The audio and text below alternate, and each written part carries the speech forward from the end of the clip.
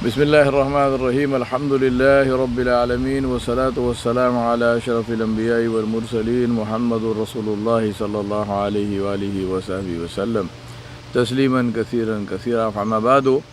My brothers and sisters, I am here in Somers, Connecticut, and it's a wonderful day in the sense of the temperature. It's very nice and cool, not hot, although the summers here tend to be a bit hot. But it's overcast, so from a lighting perspective that is good. I'm only hoping that it doesn't start raining because it rained early this morning, and also I hope the wind doesn't pick up and become noisy, otherwise this video will get badly affected. So make dua that all this doesn't happen. We are on the story of Firaun and Musa alayhi salam, and at the point where the Bani Israel blamed Musa alayhi salam for the difficulties that they were being faced with, because when Firaun and his plans, when he was defeated, when his sorcerers, instead of doing their sorcery, they did their sorcery, but as we know it failed, and Musa alayhi salam was victorious. So they fell in sujood to Allah subhanahu wa ta'ala, and they accepted Islam unilaterally, obviously without seeking Firaun's permission, and Firaun, as if he would have given permission anyway. So Firaun got absolutely insane with anger, and he ordered that the children of the Bani Israel should be killed. The male children, the boys and the girls should be left. And he said, because he said, I have to show them that I have irresistible power over them. Now, obviously, this was a difficulty, and on the face of it, it looked as if this happened because Musa alayhi salam came there and he challenged Firaun. Now, it's very interesting. So, what did the Bani Israel do? The Bani Israel then blamed Musa alayhi salam, and they say, you are the cause of all this. Because of you, these things are happening. But if you think about this is a very interesting but a very painful and a very unfortunate phenomena in life. When a people are enslaved, when they are under pressure from oppressors, many times we wonder and we say, why is it that they don't rise up, right? I mean, I don't have to take names and give you, waste your time by telling you things which all of you are well aware of, because you watch television and I don't, and you and I both get the news from other sources. So we know what is happening in the world, and we know how people are being oppressed, and in this case Muslims are being oppressed in different countries by dictators and by all kinds of oppressive rulers. And they do nothing, right? You just see them just suffering, not making any effort to free themselves, not making any effort to do something about this and say, well, we can't just sit here and get slaughtered, we can't just sit here and be oppressed like this, and so on and so forth. We find that they do almost nothing. So sometimes you might feel and you might say, look, why don't they do something? Well, here are a bunch of people, and in terms of numbers, we are huge. I mean, we are far more than what the Bani Israel were in the time of Musa alayhi salam in Egypt. So we say, well, there is huge, enormous number of people. So why don't they do something to better themselves and to free themselves and to cast aside this burden which is on their necks?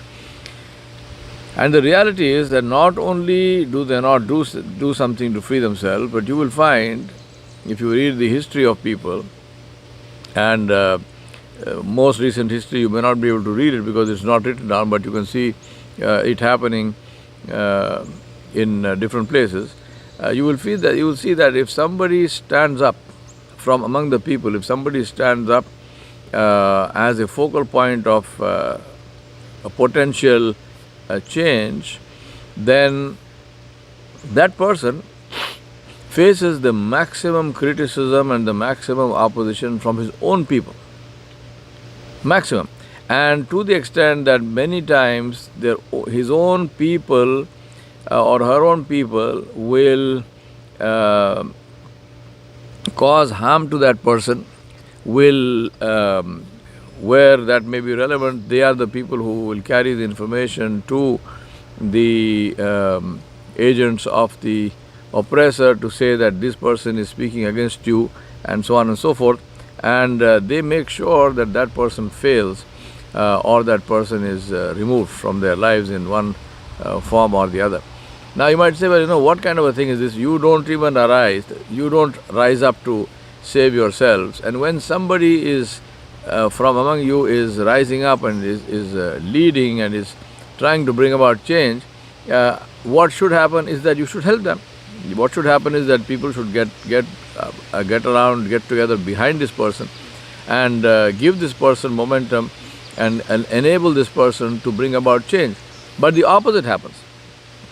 Instead of enabling that person to bring about change, the opposite happens, and the same people for whom this person is fighting the good fight turn against the person. And the reason for that is fear, is their own internalization of fear, their own internalization of a feeling of being inadequate, a feeling of being victims. And they have somehow convinced themselves that this is our condition, this is how we are, this is how we will be, and nobody can change that. And this person or this, not necessarily a person, but this group or these people who are oppressing us, they are indeed all powerful. They are indeed people who are potentially harmful to us. They can harm us, and so on and so forth. Now, if you go and argue with them and if you tell them, look, you are Muslims, you are supposed to believe in La ilaha illallah, you are supposed to believe in La hawla wa la quwwata illa billah, you are supposed to believe that there is nobody who can harm or benefit other than Allah subhanahu wa ta'ala. So what happened to all your belief, and what happened to all your aqidah? What happened to this tawakkul on Allah subhanahu wa ta'ala which you were supposed to have? There is no answer. Right? There is no answer. They continue to believe this, and they continue to pull down the people who might arise from among them to bring about change. And it's a tragic thing, because this ensures that a time comes when the rulers, when the oppressors really have to do nothing. They do not have to do anything. They don't even need force. The enslaved people, the slavish people, ensure that they remain slaves. They themselves ensure that no voice is raised or no action is taken against the oppression of the oppressor ever. That the oppressor is free to oppress as long as he or she remains in power. Right? And I'm sure that you can see examples of this happening in our world today as we speak. The people not only do not arise, but the people ensure that anyone who talks about freedom, anyone who talks about dignity, anyone who talks about human rights is cut down and put down, right, in one form or the other. Either he is starved of resources and funds so that he becomes ineffective, or some other thing which is worse. Now that is what they tried to do. That is what the Bani Israel tried to do with Musa alayhi salam. They started blaming him, and they said, you are the cause, because of you, we are in trouble. Now see how ridiculous that whole claim was, because the Bani Israel were already in trouble. I mean, they were in worse than trouble. Pharaoh was oppressing them, including this killing the sons and leaving the daughters was their state. This is what he was doing anyway. That is the reason why Musa alayhi salam, we have this whole elaborate story of how Allah subhanahu wa ta'ala saved Musa alayhi salam. He saved him from whom? He saved him from Pharaoh. He saved him from being killed because of being a boy born in the people of Bani Israel. So what changed? What was new? Yet they tried to blame him. Of course, alhamdulillah, in this particular case, they were not able to kill Musa alayhi salam. They were not able to do worse to Musa alayhi salam, because Allah subhanahu wa ta'ala had his plan, and Allah subhanahu wa ta'ala brought his plan to come about, and Allah subhanahu wa ta'ala ensured that his plan succeeds. Right? As I'm talking to you, the sound of the wind, I have these aspens behind me, and it's amazing to see the leaves of the aspen, which literally shiver like this in the breeze. And if you are looking at a tree when the breeze is passing through a stand of aspens, you can actually see the breeze, so to speak, because the trees, if it is coming from the right to the left, you start seeing the leaves of the trees from the right shaking like this all the way to the left. So you can see there is the wind, and that's how the wind is blowing. Now, one of the outcomes of this is that it's also noisy, because the leaves, they touch each other, and so they have this beautiful rustling, extremely lovely, relaxing sound, which of course is absolutely wonderful if I was sleeping here. But since I'm recording this thing, it might be a bit of a disturbance, and I might have Azharuddin on my head.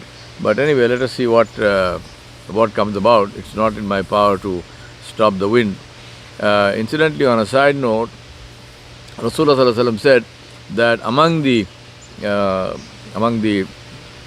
beautiful things in Jannah will be a breeze that will blow, and this breeze, as it blows to the trees, the leaves will shake and they will touch each other, and they will produce a musical tone, and they will produce music which will be absolutely incredibly beautiful.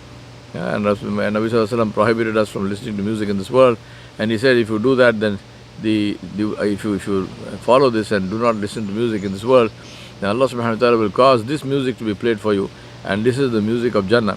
And subhanallah, wallahu alam, how it will be, except we know that it will be beautiful. We ask Allah subhanahu wa ta'ala to grant that we are among the people who will listen to that music. The music will be beautiful. Question is to be there to listen to it, and that is what the whole struggle is about. So the victim stance of which I was talking to you about, which is very typical of defeated and enslaved nations. They look for scapegoats. They look for scapegoats, and they look for someone to blame for their situation. They don't have the courage to look at themselves, to own the problem, to say, look, this is our problem. We are the reason for it, because Allah subhanahu wa ta'ala is not unjust. Allah is al-adil. Allah subhanahu wa ta'ala is just and fair, and Allah subhanahu wa ta'ala does not inflict problems on people until they do it themselves, until they put themselves in a situation where they invite the problem. Allah subhanahu wa ta'ala said, Allahu la yughayyiru ma bi qawmin hatta yughayyiru ma bi anfusihim. Allah will not change the good condition of a people until they change it themselves. Now you might say, why would anyone change their own good condition? Well, this is what happens to human beings. Seems to be almost like a rule, where when they have it all good, they don't seem to have any appreciation for it. And so people will do things which destroy their goodness because of their excesses, because of their oppression. If Allah gives strength, then instead of using the strength to help others, we use it to oppress others. You know, there's this whole conversation going on just now about the future, the wars of the future, which will be for water instead of oil and the other natural resources that people fight over. And the whole discussion is about this is how the war will be, and this is what one must do, and this is how you can defend. Alhamdulillah. This is how you can defend yourself, or you should defend yourself, and so on and so forth. And the question I ask myself is, why is there not a conversation to say that since water shortages are going to happen, then why don't we all get together and say, first of all, how can we mitigate that? How can we change our water usage to, if not prevent, at least delay that? for a few centuries because of better usage of water, number one. And number two, and then how can we say that despite the shortage, how can we globally ensure that every human being on the earth will continue to have the minimum requirement of water, no matter how much shortage there is, right? So instead of focusing on wars and focusing on saying how can we capture all the fresh water in Canada, because Canada has the largest amount of fresh water, how can we say that let us look at ways in which we can share. Let us look at ways in which we can ensure that nobody has to face any hardship, and so there is no need for war. Now imagine this war also, which is being foreseen, is not war being contemplated to alleviate hardship. It is war being contemplated to once again corner the money-making resource of the time. Right? People are not fighting wars so that the price of gas will be 10 cents a gallon for the whole world. Yeah, they're fighting for gas. They're fighting wars so that they can grab the oil and jack up the prices and make money for themselves. Now, this is the whole problem is our orientation. Our orientation is literally dog eat dog, right? Dog eat dog. And remember, even if you succeed, what are you doing? Eating dog meat. How good is that, right? Instead of that, if we focus on saying, how can we help one another? How can we be beneficial to one another? The same, this would be a far better thing to do. I mean, the amount of energy required and so on and so forth would be far more. I mean, today, if you just look at the amount of money that is, globally speaking, if you take the figures, and this is not my imagination, all these figures are available, and then statistics are all published. If you take the amount of money, the global amount of investment in, for example, public health, geriatric care, which is care of the elderly, money invested in in public health, money invested in good education, money invested in providing good nutrition, not just one piece of bread, good nutrition especially to young children, like to infants and to young children, which makes a long-lasting impact on their health, on their mental ability, and so on and so forth. Money spent, I mentioned education already, money invested in providing a roof over the head for everyone who does not have housing, right? Things like this, money invested in producing food, ensuring that nobody needs to go to bed hungry. No matter what, whether they have jobs, no jobs, they should not be able they should not have to go to bed hungry, right? Instead of all this, if you not instead. I mean, if you look at the amount of money invested in all of this and compare it to the money invested in arms and armaments, globally speaking, what are that? One word: killing. The money invested in killing who? We are not talking about killing flies. We are talking about killing human beings. The money invested in producing more and more efficient ways of killing human beings. There is not even a comparison, right? Today, some people grumble about the space programs that are there in different countries, in NASA and so on. Russia, incidentally, has a very, very advanced space program. India has a space program as well. So the point is, some people sometimes say, "Oh, but why are they spending money on this? Should they not be spending money on food?" Well, why don't you say why are they spending money on producing weapons of mass destruction instead of food, right? Why don't you say that?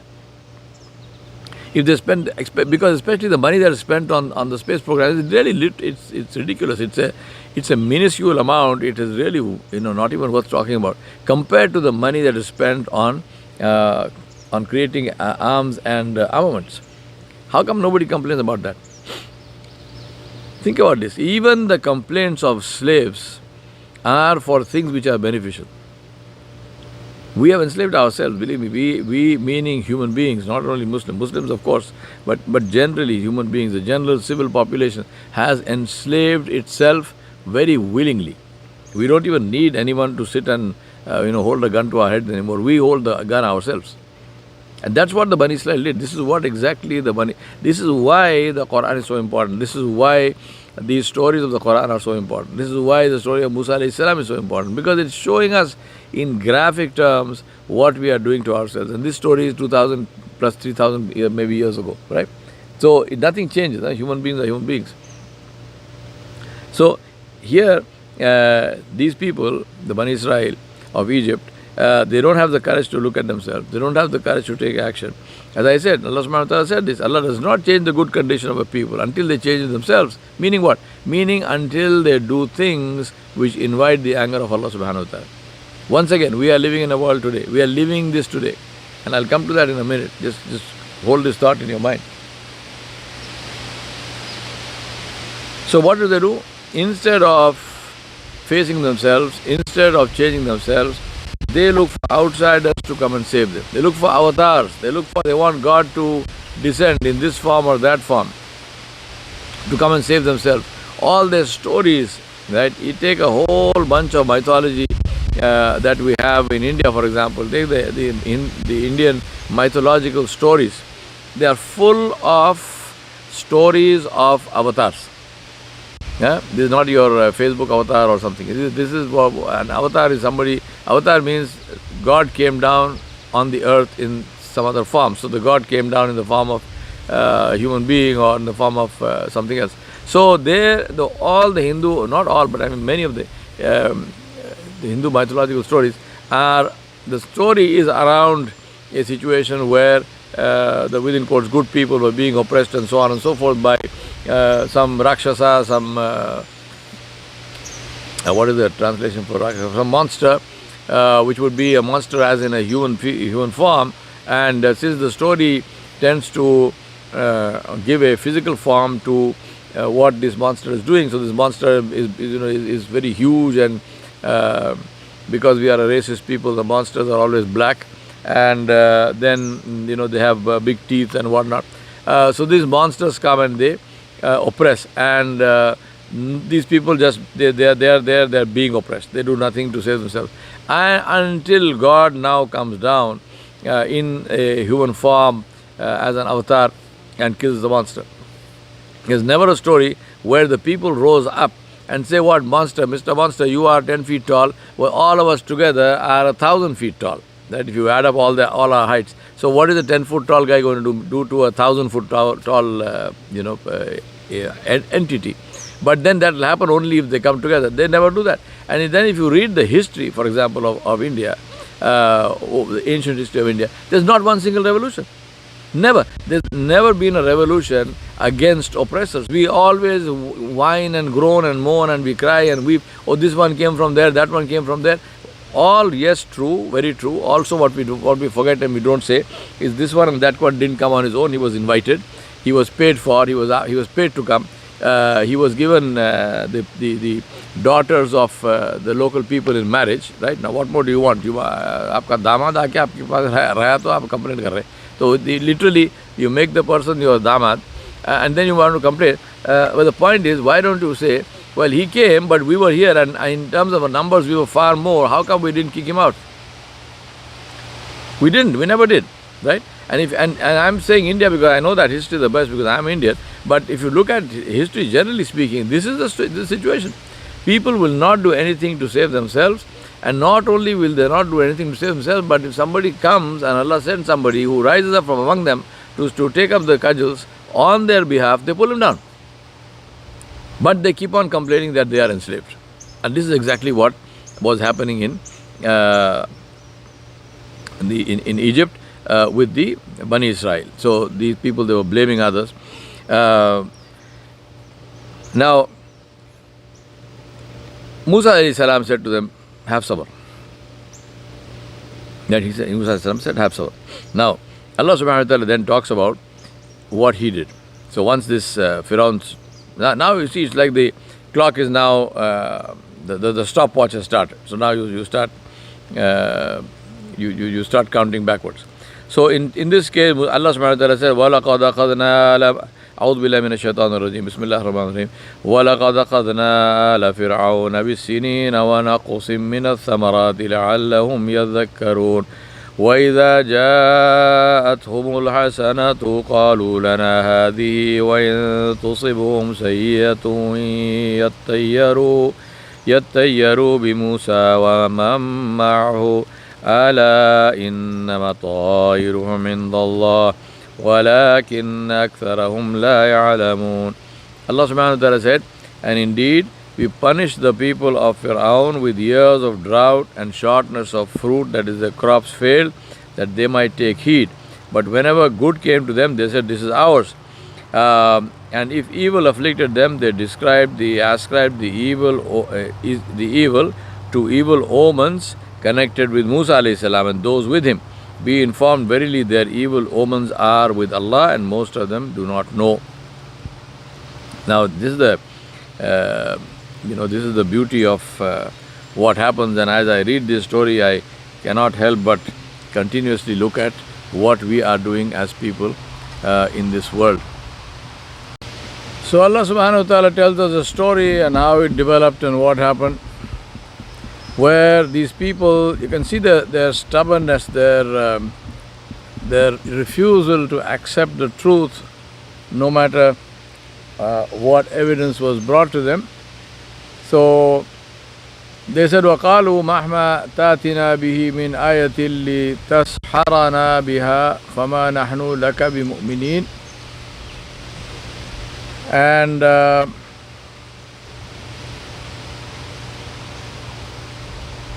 they said, O Musa, whatever ayat, whatever proof, whatever evidence you may bring to us to work there with your sorcery. They continue to say that, that Musa alayhi salam is a sorcerer, is a magician. Whatever you bring to work your sorcery, we will never believe in you. So Allah subhanahu wa ta'ala now is tightening the screws. So Allah says, فَأَرْسَلْنَا عَلَيْهِمُ الطُّوفَانَ وَالْجَرَادَ وَالْقُمَّلَ وَالضَّفَادِعَ وَالدَّمَ آيَاتٍ مُفَصَّلَاتٍ فَاسْتَكْبَرُوا وَكَانُوا قَوْمًا مُجْرِمِينَ وَلَمَّا وَقَعَ عَلَيْهِمُ الرِّجْزُ قَالُوا يَا مُوسَى ادْعُ لَنَا رَبَّكَ بِمَا عَهِدَ عِندَكَ لَئِن كَشَفْتَ عَنَّا الرِّجْزَ لَنُؤْمِنَنَّ لَكَ وَلَنُرْسِلَنَّ مَعَكَ بَنِي إِسْرَائِيلَ فَلَمَّا كَشَفْنَا عَنْهُمُ الرِّجْزَ إِلَى أَجَلٍ هُمْ بَالِغُوهُ إِذَا هُمْ يَنكُثُونَ فَانْتَقَمْنَا مِنْهُمْ فَأَغْرَقْنَاهُمْ فِي الْيَمِّ بِأَنَّهُمْ كَذَّبُوا بِآيَاتِنَا وَكَانُوا عَنْهَا غَافِلِينَ. Allah subhanahu wa ta'ala said, and so now Allah is sending them or tightening the screws, and this is the way it happens, which is that you get the ayat, you get evidence, and you get warnings which are less severe, which are gentle. It's like a tap on the wrist, and if you repent, if you turn your if you change your ways, and inshallah if we change ourselves, then Allah subhanahu wa ta'ala will not bring the adhab, will not make.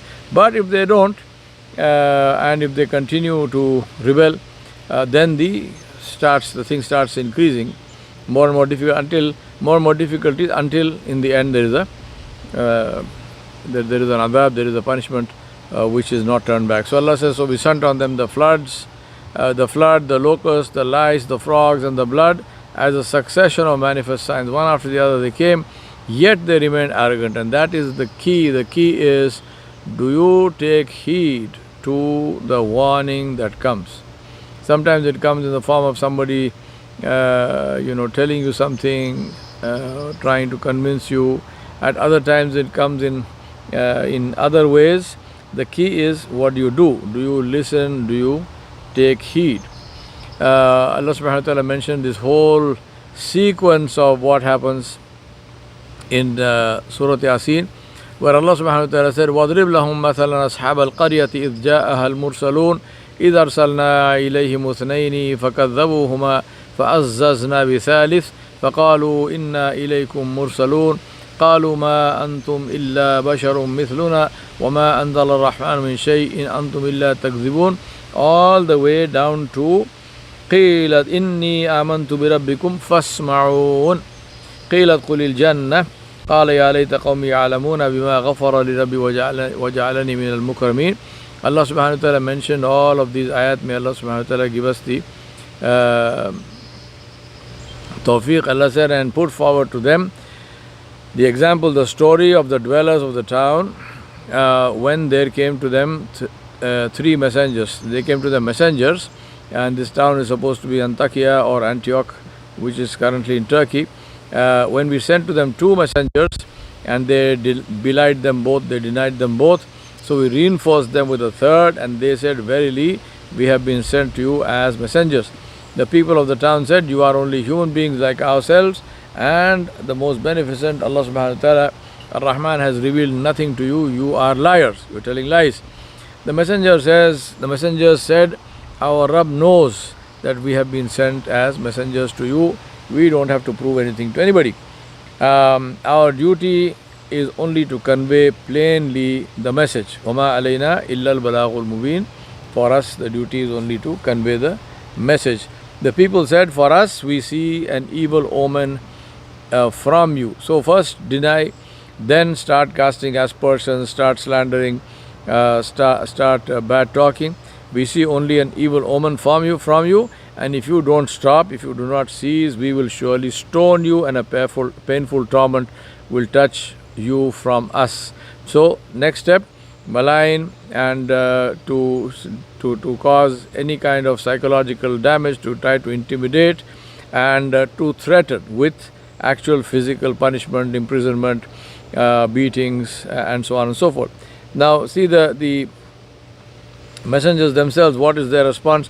They said, قالوا طائركم معكم أين ذكرتم بل أنتم قوم مسرفون. They said, your evil omens be with you. Do you call it an evil omen when you are being admonished, when you are being warned for your benefit? Now, this is the tragedy of the human race, that we do not like people who wake us up. We don't like people who wake us up. We don't like people who warn us not to do negative things because it will harm us, not the one who's warning. Now, there's this humorous but very poignant and very important little story. Someone asked the rooster, the cock which crows every morning. Someone asked the rooster, why do people kill you? Why do people, tandoori chicken? Why do they always look to slaughter you? The rooster said, people don't like those who wake them up. So because rooster crows every morning and wakes up people. So he said the people don't like those who wake them up. And it's not only about roosters. This is about the way people have always treated messengers and prophets, the way people treat to this day those who are concerned about them, those who try to warn them, those who try to wake them up, those who try to open their eyes to the harmfulness of what they are doing. Look at ourselves today in this world. Two things I want to say to you. One is that we have a basic equation that runs this whole world, which is that every activity, every significant activity, if you are doing some piddly little thing somewhere, nobody bothers you. But once you become significant, every significant activity must necessarily make profit for a certain small group of people. Currently it is 8 men, right? Every activity must make profit for them. If it doesn't make profit for them, that activity is ignored, it is removed, it is destroyed. And the second thing which we, and that's why, not second, that is the reason why we have a world which is so absolutely, it's so bipolar, if you look at it. It's so schizophrenic, where if you take the combined budgets of all life-giving things, which is public health, which is food production, which is education, which is shelters, I mentioned this earlier also, and that combined budget is not even a fraction of what we spend on weapons of mass destruction. So this is what we have become, and we don't like people who say that. So they said to him, to Musa alayhi salam, that we will not Musa, these people of Antioch, they said to the messengers, to the prophets who came to them, that we will, if you don't desist. And desist from what? They were not harming them. They were just warning them, saying, change your ways. You are doing evil things. Stop doing them. Fear the anger of Allah. They said, if you don't stop doing this, then we are going to cause you harm. And then, of course, Allah subhanahu wa ta'ala protects His messengers. So this whole conversation was going on. And then came وَجَاءَ مِنْ أَقْصَى الْمَدِينَةِ رَجُلٌ يَسْعَى قَالَ يَا قَوْمِ اتَّبِعُوا الْمُرْسَلِينَ. There came to them from the farthest end of the town a man saying, O my people, obey the messengers. Obey those who ask no wages of you. These are messengers, they are warning you. They are not doing commercial dawah, they are not doing this as a business. This is what they are doing for your benefit. So listen to them, obey them. They ask no wages from you, they ask no compensation from you, and these are people who are rightly guided. And why should I not worship Allah, Him alone who created me, and to whom you shall be returned? Shall I take besides Him, other than Him, aliha, which is gods? If Ar-Rahman, if the most beneficent, intends me any harm, their intercession will be of no use for me whatsoever, nor can they save me.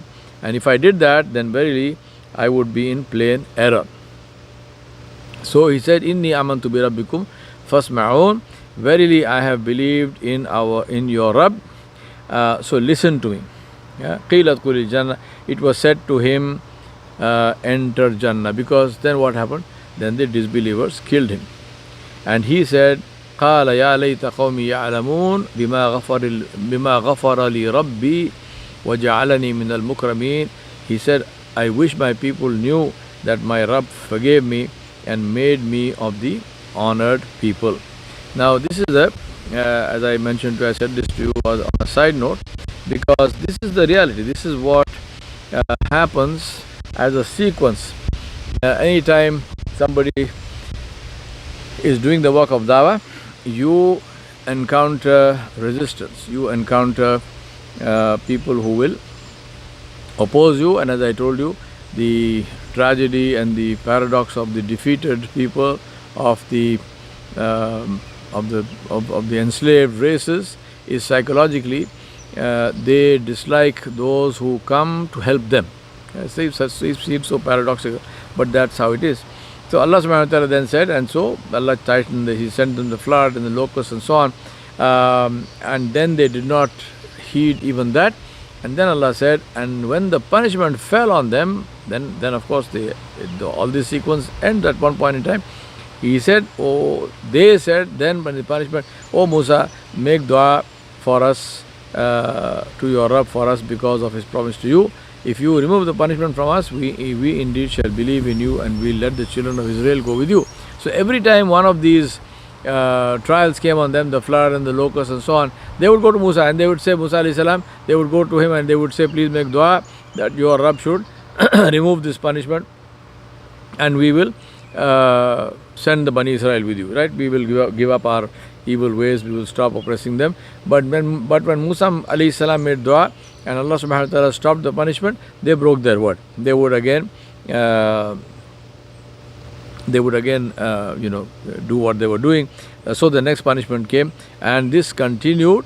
And this is the sunnah also of Allah subhanahu wa ta'ala, where Allah subhanahu wa ta'ala gives enough time. Right? You can't say I didn't have time. Enough time, enough opportunities. And eventually Allah subhanahu wa ta'ala said, so we took retribution from them. We drowned them in the sea because they belied our ayat and they were heedless about that. Now the lesson I want to remind myself and you about is the importance of ibrat ki nazar, of having the ability to recognize and to see the signs of Allah subhanahu wa ta'ala, not merely look at them, to see the sign of Allah subhanahu wa ta'ala in what happens. Otherwise we continue to sin and we do not change our lives, the how and the why. Right? Now think about this and say that if we are, when we are in this world, we talk about when we look at something, we say, how did this happen? So, for example, if you say earthquakes, earthquakes, you say, how does an earthquake happen? Then people will say this is it happens because of the movement of the tectonic plates. The tectonic plates, one rides up on the other, and as a result of that, the earth shakes. All right, so that's good. We know that. But same people now, you ask them another question. You say, you ask them how do earthquakes happen? So now you tell them why do earthquakes happen? So now you asked one question before, which is how do earthquakes happen? Now you are asking a different question. Think about this. You're not asking the same question, different question. Why do earthquakes happen? What is the answer you will get? They say earthquakes happen because of the movement of tectonic plates, and one plate rides up on the other. Earthquake. Then you say, hold on a second. I just asked you this question, and I asked you, how does it happen? You told me. Now I'm asking you, why does it happen? You're telling me the same thing. How can the answer to two different questions be the same? How something happens and why it happens are two different questions. How can the answer to both of them be the same? I'm not going to give you the answer now. I'm going to leave this with you. I want you to think about this. And in the next class, inshallah, we'll talk about the issue of how things happen and why they happen, and why, to know the why it is important for us to recognize Allah subhanahu wa ta'ala. Wa sallallahu ala nabiyil kareem wa ala alihi wa sahbihi ajma'in bi rahmatika ya arhamar rahimin. Wassalamu alaikum wa rahmatullahi wa barakatuh.